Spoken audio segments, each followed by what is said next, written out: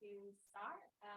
My name is Joanne Lau. I'm a partner at ANO National Arbitration Group.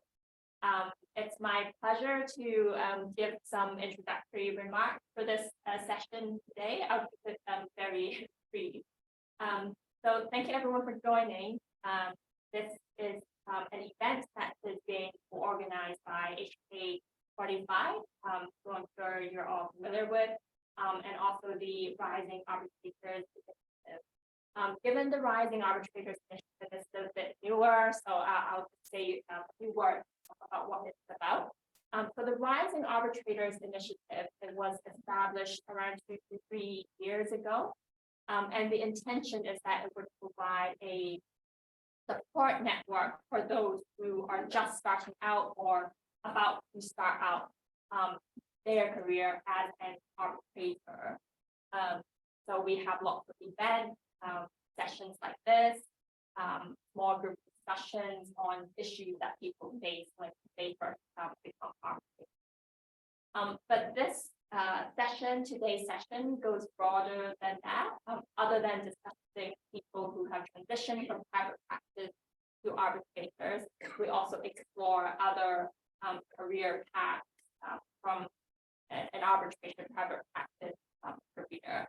Me, myself, I've always stayed in private practice, but I've had many friends, many wonderful former colleagues like Emily and Joe who are here today, who have gone on to do many exciting things.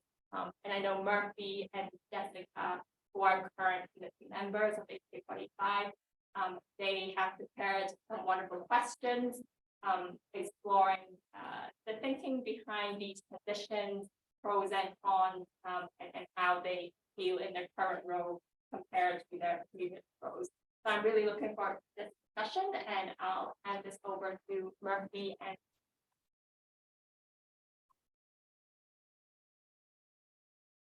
Thank you very much, Joanne, for that introduction, and hello, everyone. Thank you again for joining today's session in person and online. I would like to again welcome the speakers for today's panel discussion. We have 4 speakers today. We have Timothy Hughes, who is an independent advocate, advisor, and arbitrator, who has been previously in private practice before becoming an independent arbitrator. We have Joe Liu, who is also an independent arbitrator and domain name panelist. Joe started his career at the CX Center before joining the private practice in Hong Kong at ANO before going on to HK and then independent arbitrator role. We also have Emily Tillett, who is the private president at Burford, looking after investment activity and operations in Hong Kong. And Emily was previously at ANO, as Joanne mentioned, and has gone on to work in the funding sector of arbitration.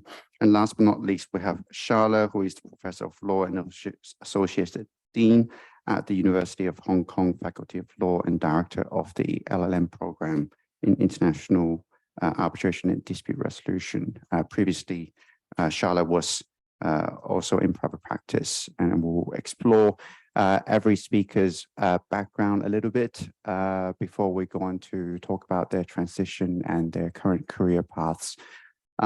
Alongside with me today is Jessica. Jessica is also a current member of the HK45 and will be moderating today's panel discussion with me. I would just like to start by saying that the session today will be interactive. That means speakers and audience are free to jump in with any questions at any time during the discussion. It's supposed to be a casual fireside chat style discussion where we explore the speakers' careers and background. So feel free to raise your hand in person or online, and we'll take those questions as they come.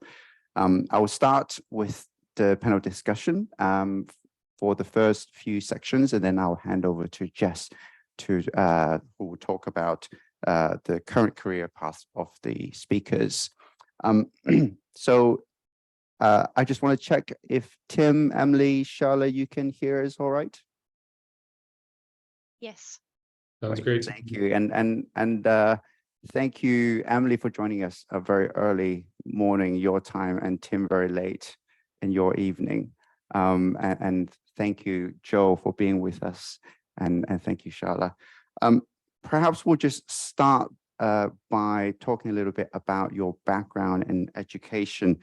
We understand you have all studied law in university, but for, I think, Joe, Emily, law was your first degree, but that's quite different to Tim and Charlotte, who decided to study law after completing a previous degree. So it'll be interesting to understand, maybe I'll start with Joe and Emily, why you decided to study law at university, and was that an obvious choice for you?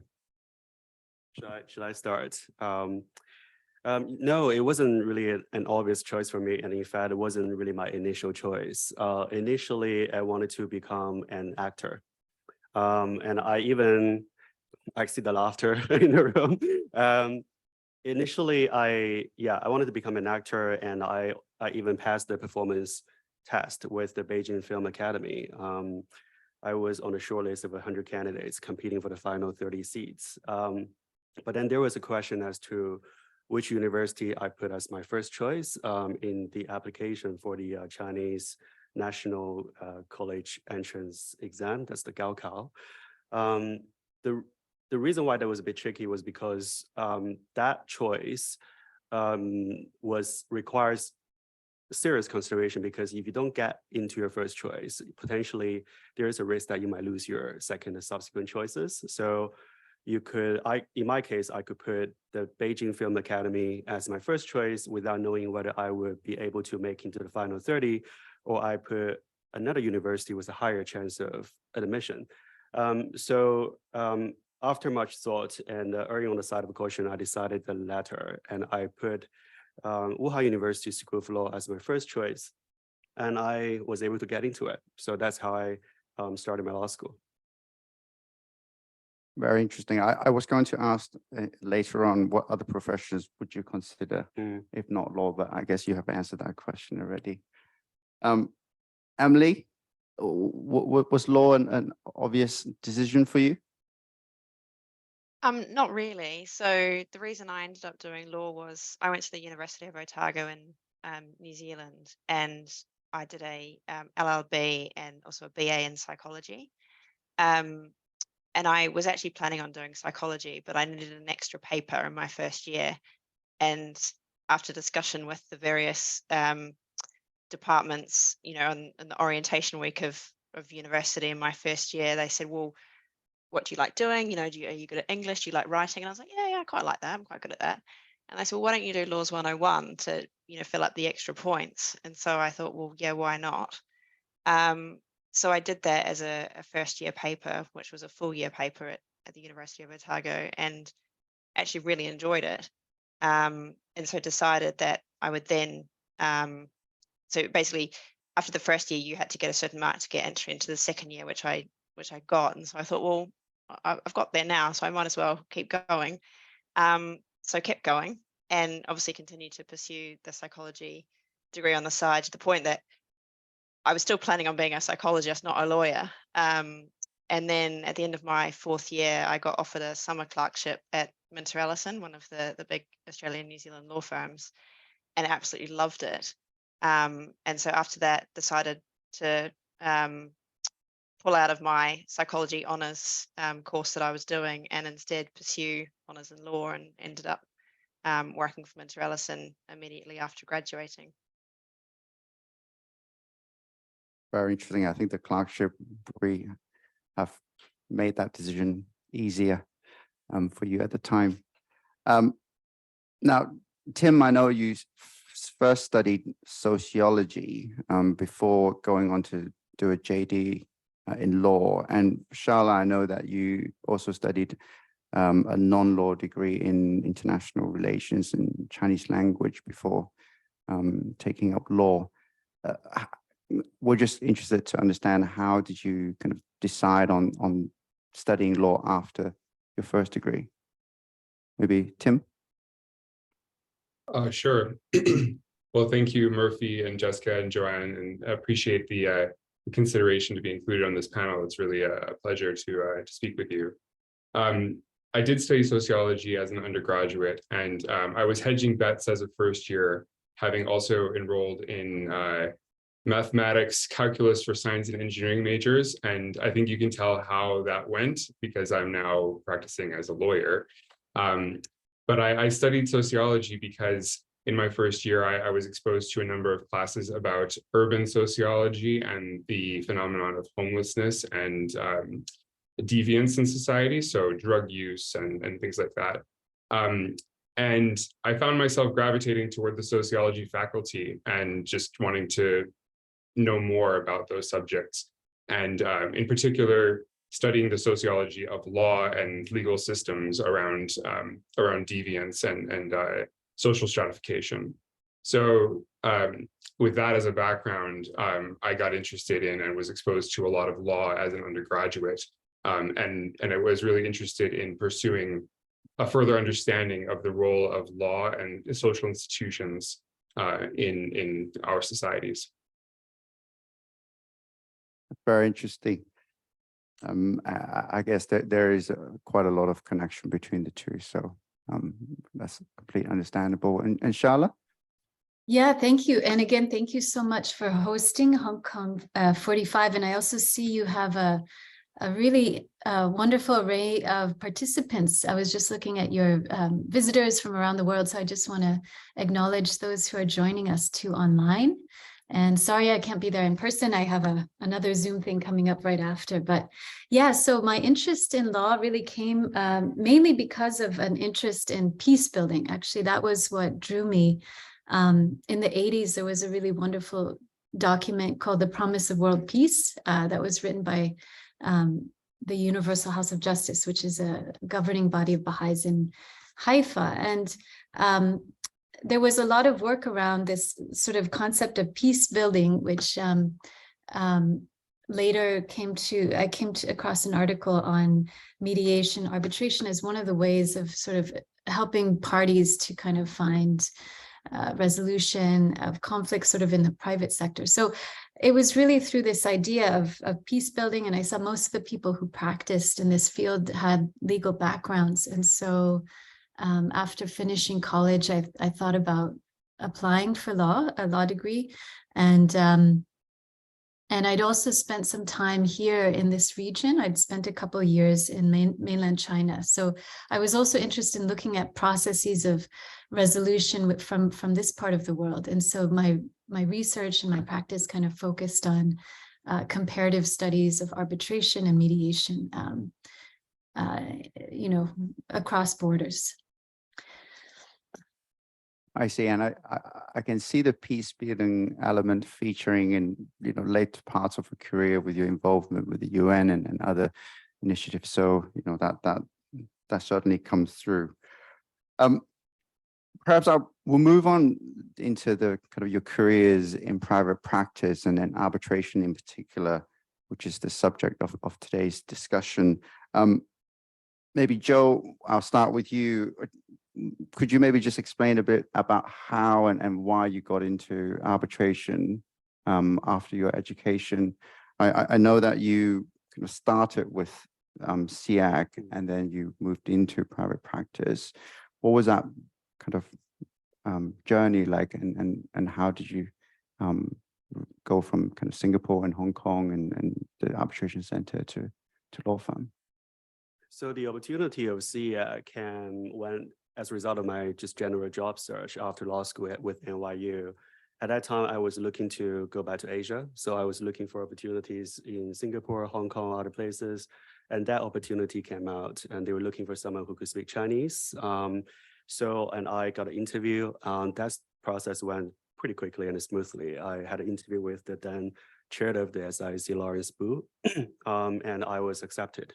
So that's how I sort of got into the arbitration community. I I was hired as an assistant counsel at a SEAC. So my main responsibility was to administer arbitrations under the SIC rules or the UNCITRAL rules. So through that role, I met with a lot of people. I built up my network there. So that was a great experience. But towards the end of my experience at SIC, having seen the work of many practitioners, writing submissions, appearing before the tribunal, and also switching between the roles of counsel and arbitrators. And I found it quite interesting. I thought I also wanted to have that experience. And also at that point, I got my legal qualification in New York. So I thought, okay, now I'm a lawyer. I wanted to practice as a lawyer in a law firm, and I thought that my legal career would not be complete without having worked as a practitioner. So with all of that, I decided to look for a job in a law firm in either Hong Kong or Singapore. So I did my research about who were the active individuals and law firms in the arbitration circles in these two places. And I just sent my CVs directly to the arbitration partners rather than the HR department. And I got their attention pretty quickly, fortunately, and I got my interviews.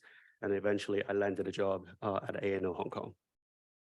I see. So those listening online and in the audience will know that's a good tip to use if you want to get the attention of arbitration partners. Tim, I know that you started in DC with, I think, Crowell and Mooring before moving to Hong Kong, then going back to New York. What was that journey like? And did you start off in arbitration or did you practice another area of law before going to arbitration? Well, when I got to law school, I had never heard or had no conception of international arbitration. And I had my first exposure to it as a first year in a contracts course, actually taught by Andrew Bjorklund. And I kind of had one of those light bulb moments where you become aware of a part of the world that you had no idea of, and that is fascinating and you want to know more about. I then went on to study with David Caron at Berkeley and was exposed there to the world of public international law disputes and state-to-state arbitration in particular. That is what led me to go to DC, and in part also the global financial crisis happened, and so law firms in California weren't hiring. So that helped me to make my decision to go to DC, where I was lucky enough to get a position with a firm that had a robust practice in arbitration. But one of the themes that I was working on as I was looking through the topics for today was the lack of linearity in many legal careers. And when I was an associate in DC, the 6 of the 7 partners practicing in arbitration left that firm while I was a first-year associate, which left me in a position of deciding what to do next with my career. And that's how I ended up applying to move to Asia. I had always thought about working in Asia. I had studied abroad in Japan as an undergraduate. And I was deciding between working in Hong Kong as an arbitration practitioner or going to Tokyo to practice in criminal antitrust enforcement investigations, which was a huge deal at the time with the LCD cartel and other prosecutions in the US. But I chose Hong Kong, and it was in all ways the right decision. Thank you, Tim. That's a very interesting transition. Emily, I know that you have also kind of chose to move to Hong Kong after practicing in your home jurisdiction. How did that decision come about for you?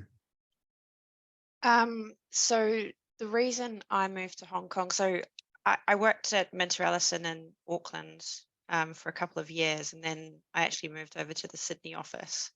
And I was there for also just under 2 years, I think. And obviously working in Australia, being slightly bigger economy than New Zealand, it gave me a little bit more insight and exposure to what else was happening in the Asia Pacific region. At the time, I'd been looking to move to London, but it was shortly after the 2008 GFC. So much like Timothy's situation, there wasn't a huge amount of opportunities in London at the time that really suited. So Hong Kong came onto my radar just through speaking with friends and other, former law school, colleagues or associates. And I thought, well, yeah, why not? So I actually moved up to Hong Kong without a job, which was fairly gutsy. And in hindsight, probably not the best thing to do, because I hadn't fully appreciated the desire, ideally, to have, Mandarin and or Cantonese skills.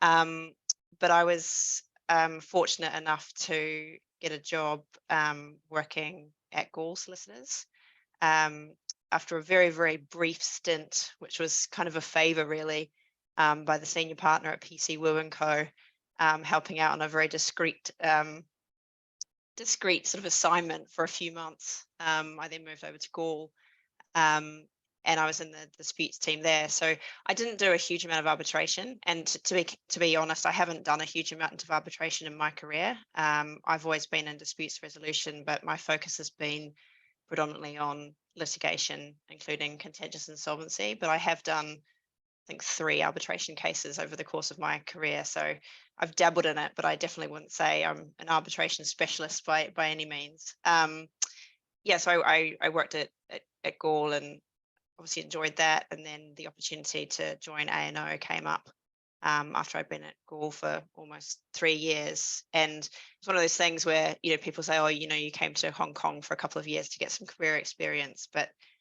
for me, it was sort of, one thing led to another, and I thought, oh, A&O, I can't turn down that opportunity. And then, obviously really enjoyed my time at A&O, and at that point had been in Asia, or Hong Kong at least, for many years. So I think it's one of those situations where one choice leads to another, and then you get to a point where it all kind of makes sense. And that's really what happened to me with regards to Hong Kong.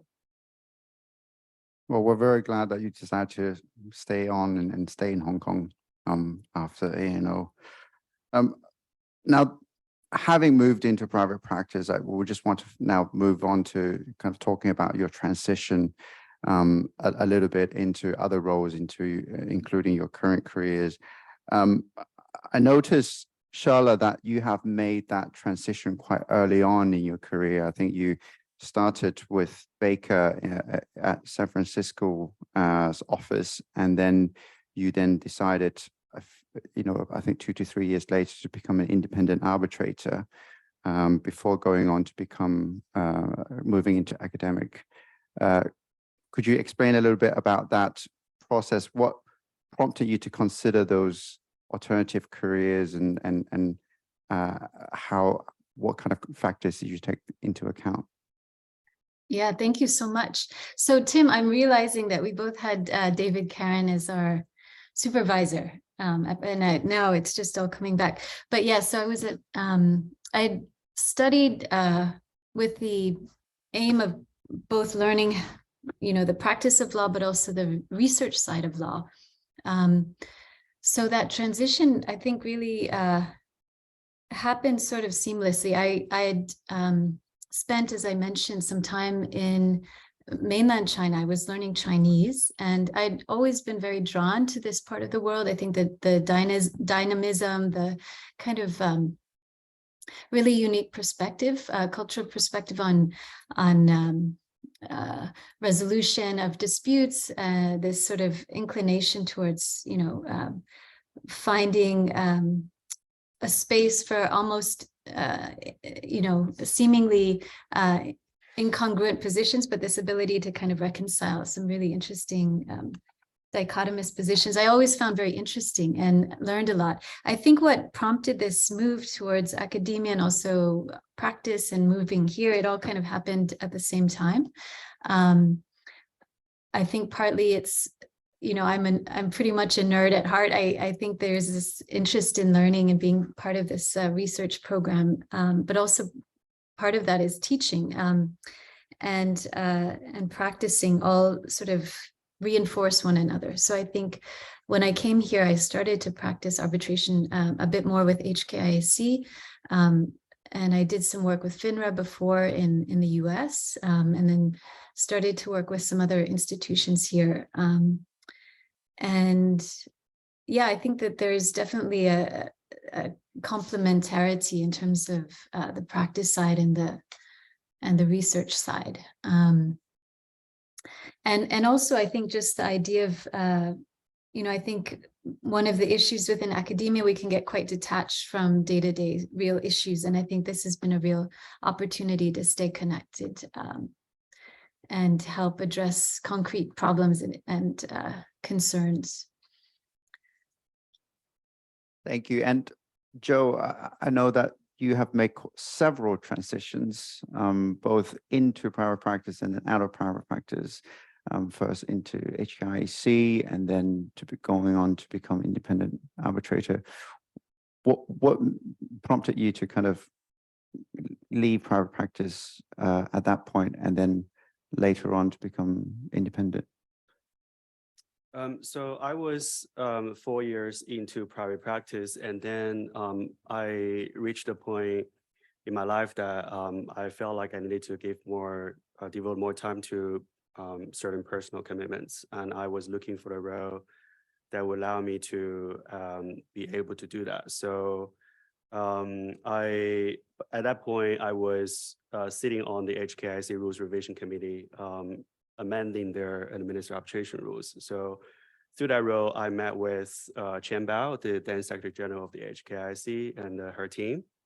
And also through the rules revision process, I became familiar with the HKIAC rules and the practice. So there was an opening that was available at that point, and that was actually recommended to me by the partner that I work with at Novari, Matthew Gearing. So I decided to transition from private practice to HKIAC. I thought that would be a great opportunity for me to having already had some connections with the people working there. And also that was supported by partners at ANO, and also Chen kindly took me on. So that's kind of how it happened. So the transition went really smoothly. I didn't really look for any other opportunities. It just kind of moved from ANO to HKIAC. And then I spent 8 years at HKIAC with multiple senior roles, doing multiple different things. And one of the things I did quite a lot at HKIAC was to act as tribunal secretary. So I acted in 15 cases, assisting many senior arbitrators around the world. And one thing that I kind of observed or I had in mind when I was assisting them was that, it's so interesting to see how they decided on this procedure and the substantive issues. But what if I were the arbitrator, how I would decide? So it just became a natural desire that I wanted to one day pursue that role and to decide cases myself. So that's what I did. After 8 years at HKIAC, I decided to try something new and do something different. And also, I always admire the profession of arbitrators. I like the lifestyle. I can get into that a little bit later more. And the flexibility that you have. You get more control of your time and the type of work that you want to do. So that's the driving reason why I wanted to move from HKIAC to what I'm doing now. And speaking of independent arbitrator, I know, Tim, you've also made that transition. Having left private practice, you decided to take a career break, and then before deciding to become independent. At the point of, after the career break, did you ever consider going back into private practice, or what would you say were the kind of driving factors or considerations that led you to ultimately decide to become an independent arbitrator instead?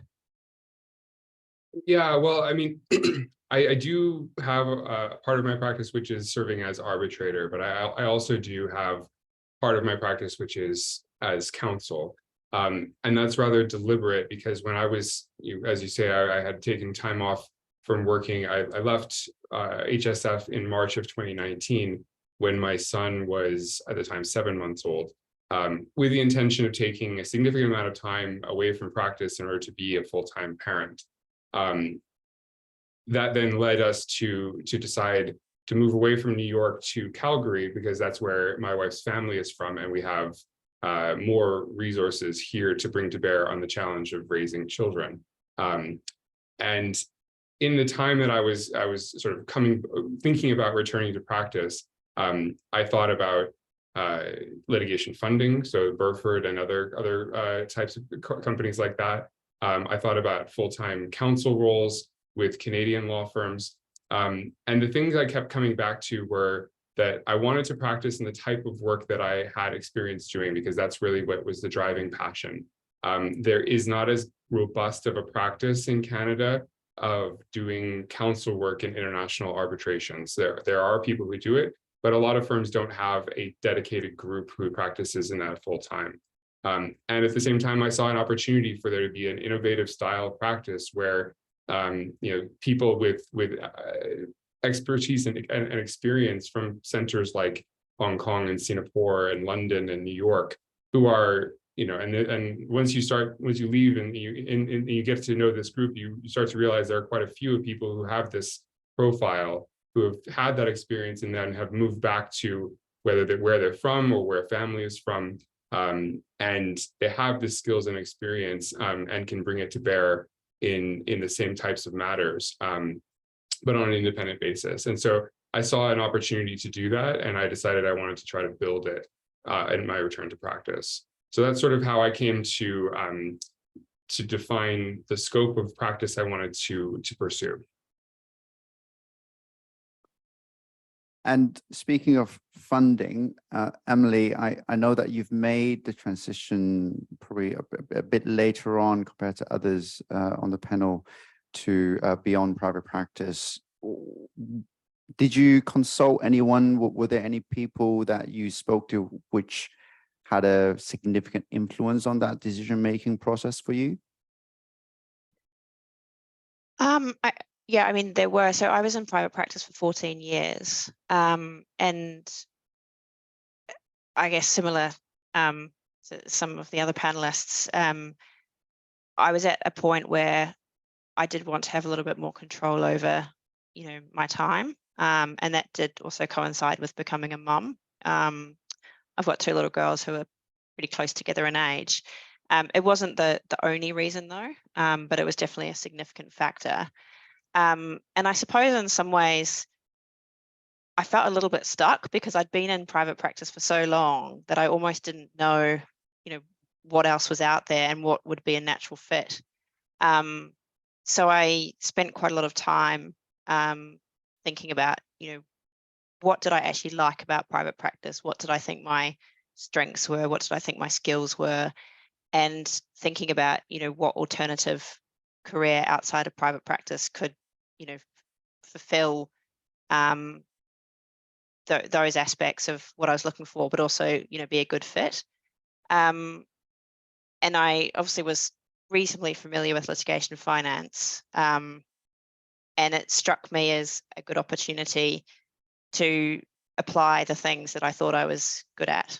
And the role at Burford was one that I actually created. So I thought, well, I'd actually really like to go into litigation finance, and which of the litigation finance firms globally would I like to work for? And after, discussions with other colleagues or former colleagues in the space and doing some research, I thought, well, actually Burford's the company I'd like to work for. So I actually emailed the CEO, Chris Bogart, and said, hi, here's my CV. I've been in private practice, but I'm really keen to move into litigation finance. I'd really like to work for Burford. I know you don't have a Hong Kong office, but would you consider opening one? And if so, can I open it for you? And much to my surprise, he came back and said, would really like to meet with you. So one thing led to another. And I was ultimately offered the role at Burford. So it was sort of quite a unique situation, I think, in terms of timing. And obviously, Burford's willingness to entertain my suggestion. But it was also, I think, quite a long decision process to sort of work out what I wanted to do and then find that opportunity or create that opportunity, which I ultimately, had to do because there was nothing at the time that sort of appealed. In terms of consulting people, I did speak with the partner that I previously worked with at A&O, who had been quite a mentor to me, and he sort of had his views about, whether or not it could work.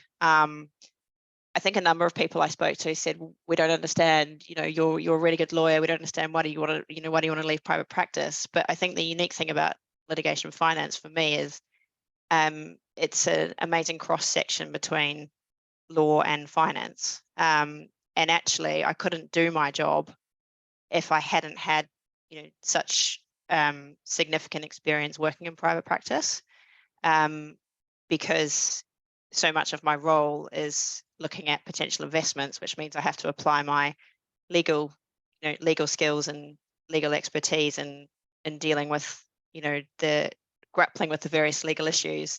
But obviously it's in a very different context than private practice, where it does straddle, the two worlds of law and finance. So a lot of what we do is a lot more like working in a bank, which is obviously, quite new to me. But it definitely, it definitely wasn't an easy decision, but it definitely made sense when it all sort of fell into place, and it's obviously working out well for me. And I'm grateful that the opportunities were there and the stars aligned in that way. Thanks, Emily. All very interesting stories and journeys from the speakers. I think we all want to know a little bit more about everyone's current career, the pros and cons and ins and outs of that. So I'm going to hand over to Jess to ask a few questions and explore that topic a little bit more. Hi, everyone. So I think getting to the nuts and bolts of what you do every day is something we need to explore, so that others who might be interested in a career somewhere else in arbitration can consider whether what you do is something they should look at as well. So I think let's start with Shala. What is your typical day like? Yeah, thank you. So I think that there's a lot that we have in common on this panel. So like Timothy, and Emily, I have 2 kids, I have 2 girls. So so there's part of it is managing, their life, and but it's a mix, of teaching, research. There's admin now. There's more admin within the university, but then the arbitration practice has kind of come up alongside that. And I think what's nice, and I think a few people mentioned on this panel, the flexibility of that practice has been really fantastic, I think, in terms of being able to schedule things, and especially now with the use of online technology, it's been even more flexible and great. But I think, yeah, a typical day, I think I just try to make sure that within that day, there's some time to, feed my mind, my body, my spirit. I saw Tim is also a road cyclist in Hong Kong, which is, I noticed you describe it as a calculated risk, which is something I've also enjoyed over the last couple of years, especially during the pandemic. So fit some time in for that. But I think in all of these fields, whether it's arbitration, it's teaching, it's research, there is this opportunity for continual learning. And I think that dynamic of it sort of energizes all the different dimensions, and I think continues to make this work really interesting. And like Emily, I do feel very grateful to have this chance to study, but also teach and practice. So Timothy, your name was mentioned, and Shala said you're a road cyclist. I also noticed from your website that you had a picture of skiing. So my impression of your day is road cycling and skiing. Do you want to correct me on that?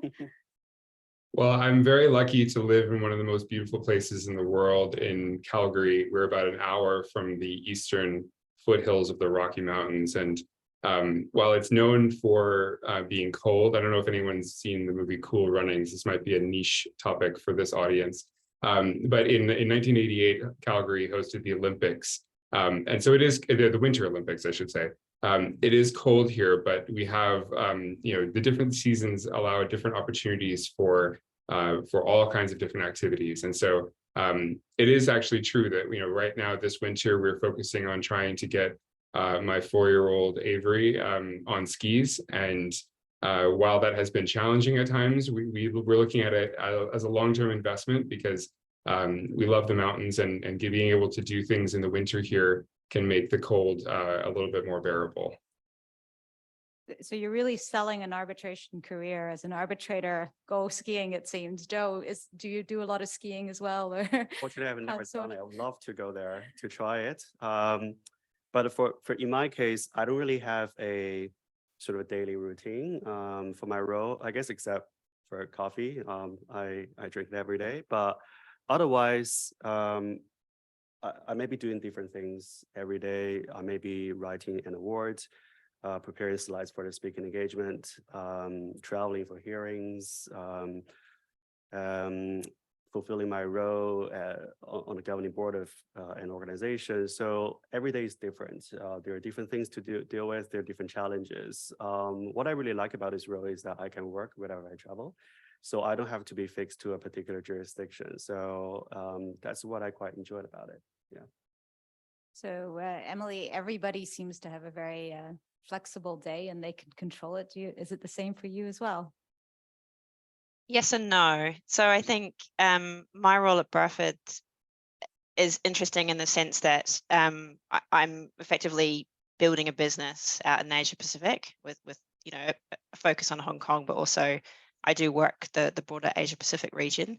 For those of you who are wondering about Murphy's reference to it being early, I am in England at the moment. I'm actually here for my sister's wedding, so hence it being early hours. So frankly, the flexibility aspect is here as well, being able to work whilst away, but also because a lot of my role is business development. There is a need to beat the streets, as it were, to grow and grow the awareness around litigation finance, but also grow Burford's business in the region. So the day is flexible in the sense that I'm in charge of what I do when and how, but there's obviously still quite a lot of work to get done within the day. So there is flexibility, but it's still a pretty jam-packed day and week in terms of what I do. So basically, because I have a hybrid role of the business development side, but also we call it underwriting, which sounds very insurance-y, but it's basically looking at the cases that we may be interested in investing in. I sort of move between the two. So it really depends on, how many cases come into me in a given week, in terms of, the balance between what I'm doing on the business development side and what I'm doing on the underwriting side.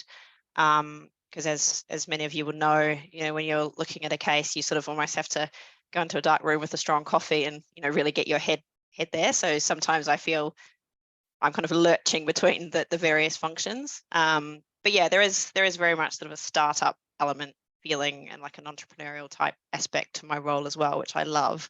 But that has challenges, and I've had. Well, actually, last week I got quite a funny email from someone saying, "Oh, could you put your PA in touch with my PA so we can organise something?" And I said, "Just tell your PA to email me because it's me." So there are days where I'm like, "I need a PA."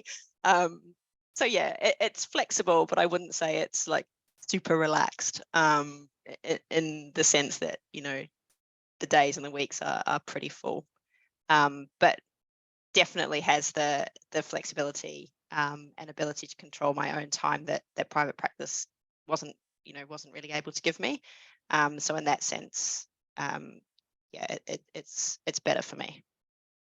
That's what I was going to ask next is, what do you miss most about private practice? But I think you've answered that already. So perhaps we can ask the others. Joe, anything you miss about private practice?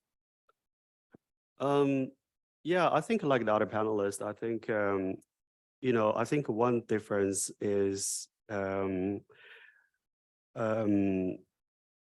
I think the different type of work that you do. So now I'm an arbitrator. I'm doing arbitration mainly, but when I was at ANO, I also did other things. So it's a variety of different things that I worked on. And also I was able to think about different arguments, running arguments for the best interest of my client. I think in that aspect, that's quite interesting. Whereas now I approach legal issues in a different way. So I decide them in a fair, as I see fair and fit based on terms of the contract and applicable law. So I think that's quite a different approaches between arbitrators and the practitioners. I think another thing I miss about private practice, just to be completely honest, is the regularity of income.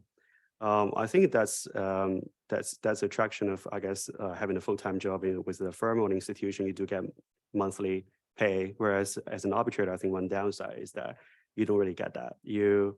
The income can be unpredictable.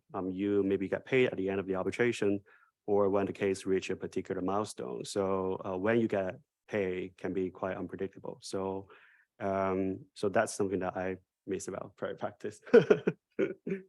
And Timothy, anything you like least about what you're doing? Well, I think it's kind of it's an interesting thing because I'm naturally quite introverted. But the thing that I miss most about working inside of a law firm is the team-oriented way of working, which I think really, having had the experience of working on a lot of very high-performing teams, I appreciate the quality of work, the rigor of that process, and the support that comes from having a team of colleagues around you, both senior and junior. That's something that I think is difficult to replicate outside of that kind of setting. And it's something that I don't have it on a day-to-day basis working independently. And I would echo what Joe said as well. It's certainly less regular and less predictable in terms of income when you're working for yourself. But those are downsides. So Shala, I see you're nodding your head, but as I understand at university, there's loads of students that you're interacting with and other colleagues. So do tell us. Yeah, no, I definitely relate to what Tim was saying about the team, the sort of working on a common project sort of with a common focus, I think is something very unique in the firm. And I think that's a great training ground. So I would definitely, those who are in the call or in the room, if you do have that chance to stay with your firm for a while, there's a lot of great learning that comes from it, training and collegiality and teamwork, which is very unique. I also have to say that I miss the sort of clear delineation between work and like the end of the day. And I find with what I do now, it's great. The flexibility is wonderful, but you can also tie yourself up in 100 knots, because there is that less clear demarcation. It sort of can fill much more time than perhaps otherwise. I remember in my old office, you close the door, you go home. I took the subway, the Muni in San Francisco, and that was it. Really, I didn't have to think much else about what was going on back at the office. But so that's the one difference. But I still would choose to do what I'm doing now. But I do think that the valuable experience of the firm, the time with Baker and with the firm and working with a team is really important. So if we could go back a few years to you, let's say, at the start of your career, would you give yourself any advice on how to do it differently? Shala, sorry. Oh, is that me? Sorry. Oh, thanks. Yeah, that's always a good question. I think I would do the same. I think that you mentioned consulting earlier about with advisors or family, friends. I think that's always a vital element to any big decision that one takes in life. And I think that always has been valuable along the way.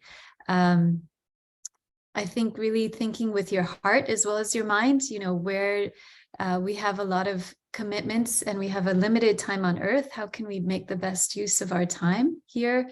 How can we best sort of contribute something that we feel happy that we've contributed to those around us, to our community, family, profession? I think those are all questions that we can constantly ask ourselves and think how, are we making the contribution that we hope to, and what ways we can continue to develop so that we can do that. So I do also want to ask everybody else if they have words of advice, and then give time to the audience to ask questions. So Emily and Tim and Joe, if you would all give your words of advice to the you a few years ago, or to others who are interested in pursuing your career.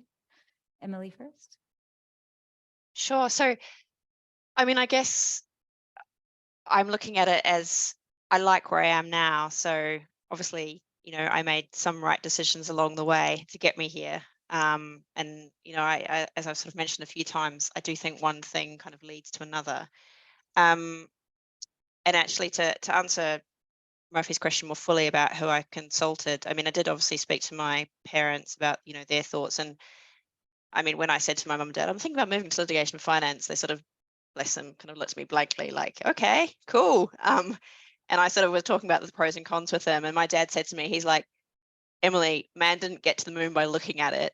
If you want to try something new, just try it. And that was actually really good advice, because I was like, well, yeah, why not? Because I do think there is this sort of element of fear, which is totally understandable when you're sort of stepping off like the well-trodden path. And I think private practice has a sort of profile where you kind of enter in early on in your career before you necessarily fully know yourself or know what you want. And then you sort of, I mean, speaking for myself, this might not be everyone's experience, but I kind of felt like I was almost kind of funneled towards where I ultimately got to.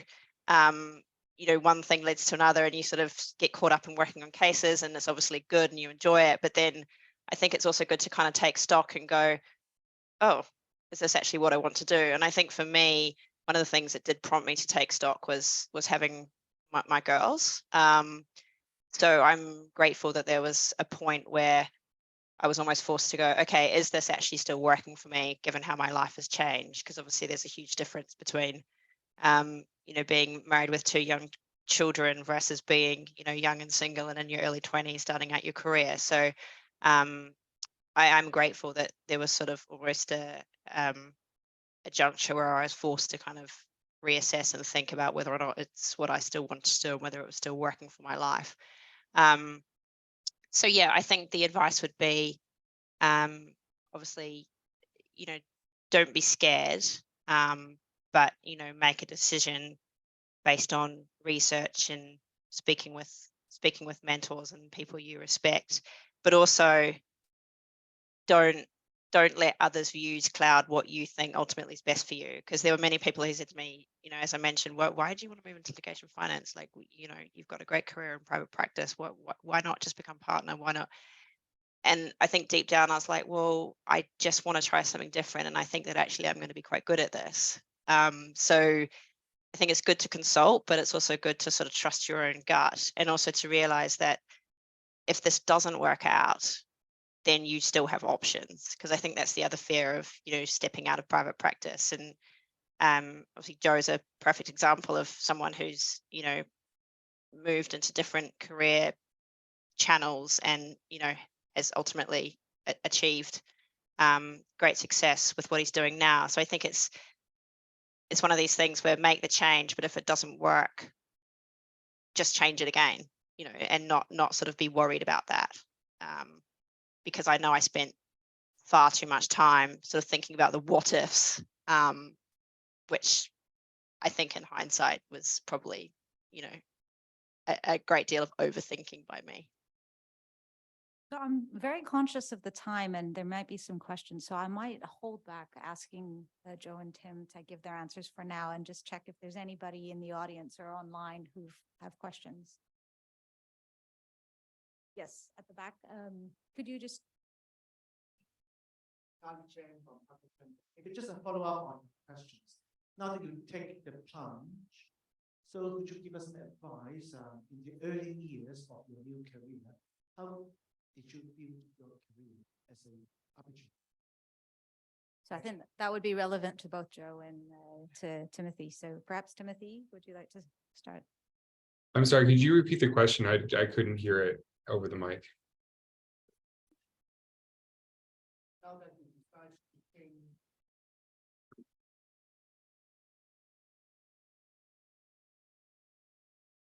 Now that you decided to change your career, you took the plunge.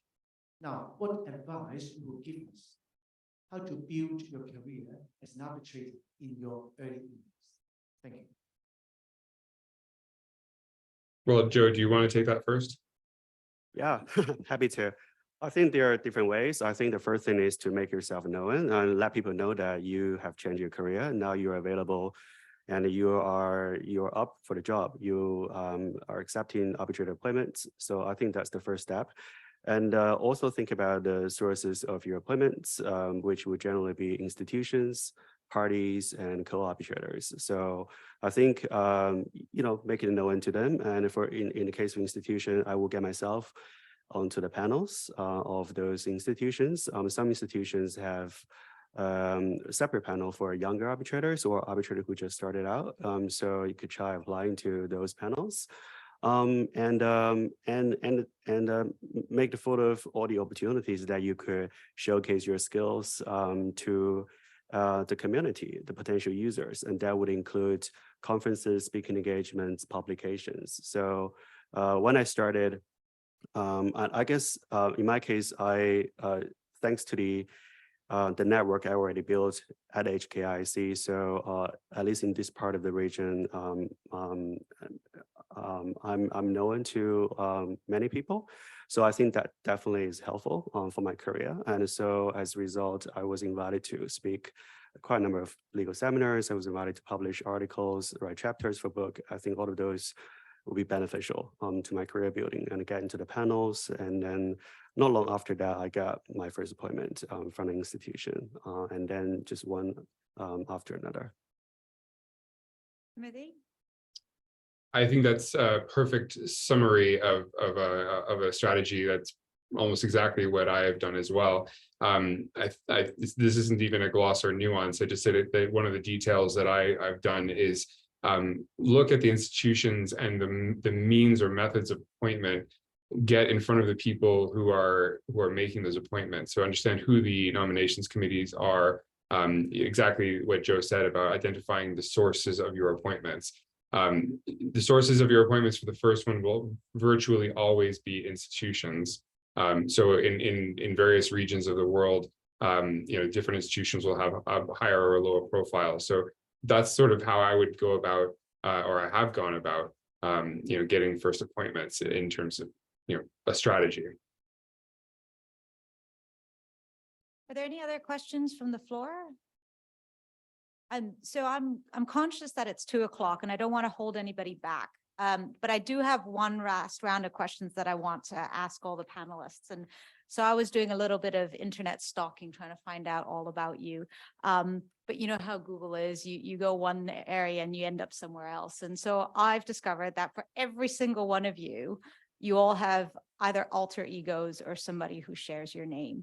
So what I want to ask you all is whether you would prefer your job or the job of your alter ego. So Shala, it's your job, or Shala Ali, who is a psychiatric MD in Texas, specializing in mental health and substance abuse of war veterans. Wow, that's a very noble profession. Well, I have full respect for that, Shala Ali. There is also another Shala Ali on some sort of watch list, which I've unfortunately had to distinguish myself on under the TSA complaints, whatever thing. So I would still pick what I've done, but I do have full respect for the other profession. Okay. Yeah. Timothy, you actually have two options. So option one is a worship leader, singer, songwriter, and Anglican priest, or an actor in the hit movie Greatest Showman who played the strongman character. Oh, I wasn't aware of the actor. I knew about the Christian singer. But no, beyond a shadow of a doubt, I would do what I'm doing today over both. I think that this, if you'll indulge me, I think it goes back to sort of the question about advice for myself. And it's about, when I was thinking about what to do next, I really thought, what is the calculation or the formula that I value in terms of what provides satisfaction for me? And I think that's like an essential thing to find in whatever you're doing in your life. And so I certainly find it more doing this than doing what those other Timothy Hugheses have chosen to do with their lives. And Emily, you could be a track and road racing specialist who's represented Team GB in the World and European Track Championships, or a vet who was involved in a major rescue of a horse stuck in a slurry pit. I mean, to be fair, both of those options sound pretty cool. I would love to be able to race for Team Great Britain, but sadly, I think my exercise regime is somewhat lacking. And yeah, I mean, it's funny. My mum always says that she wanted to be a vet, and I do think that an alternative career path for me would have been potentially going down the the route of something in medicine, whether that be for animals or people. But yeah, I think like the others of the three, I'm pretty happy doing what I'm doing, even though it doesn't sound nearly as cool as either of those two other options. And Joe, there were too many Joe Lus on the internet, So many options. but I only picked one for you. Okay. And I'm not sure you really have a choice because in a way, I think you fulfill this already. The other Joe Lu is a career change consultant. Wow. You know, you never know, right? I mean, after a few years, maybe I will do that. So that sounds pretty cool to me. Yeah, I mean, we're talking about we're talking about alternative careers here. So I wouldn't necessarily rule out that option. Yeah, maybe I'll do that in a few years' time. So please, those in the room, if you do need a career change consultant, speak to Joe, but also feel free to speak to all the other speakers here. I think, Joe, you've just taken away the job of the other Joe after this session. Well, I think we are now over time. So thank you very much to everybody and to our speakers, Shala, Emily, Tim, and Joe for answering all our questions today and indulging us and illuminating us with possibilities of changing careers. So thank you very much. Thank you, everyone.